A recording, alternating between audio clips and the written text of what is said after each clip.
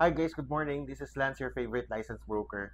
So for those who were asking kung kamusta si DMCI, especially doon sa Lumivent design niya na Sky Patios and Breezeway, kung umaanggi ba siya or pumapasok yung tubig. Today, I'm going to show you kung kamusta yung facilities na yon, lalo na ngayong mga tag-ulan. Ayan guys, so ganito yung itsura ng atrium level.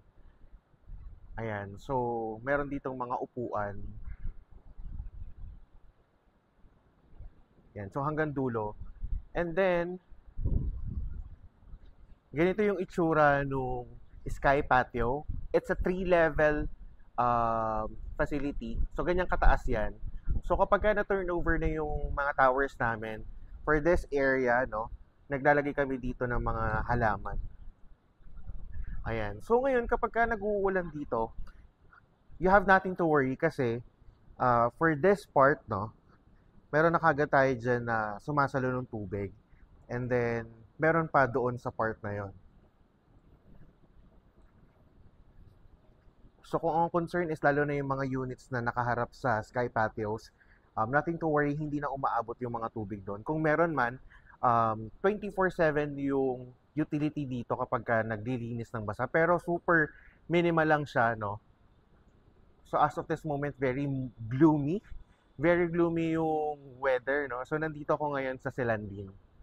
So let me give you a tour ng buong atrium floor.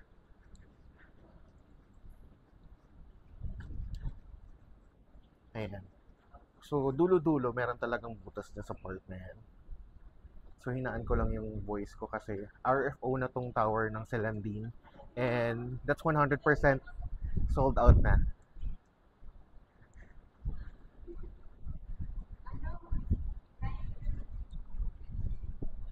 Ayan. So, yung each side or both sides, parehong may butas.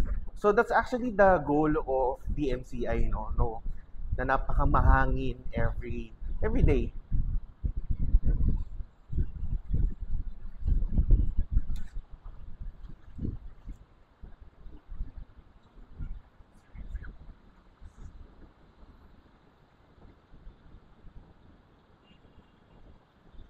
Ayan. So, both sides of the tower, merong sky patio.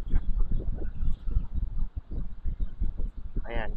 So, if ever guys that you want to check personally our properties here in the MCI, feel free to send me a message. This is Lance, your favorite licensed real estate broker. Bye!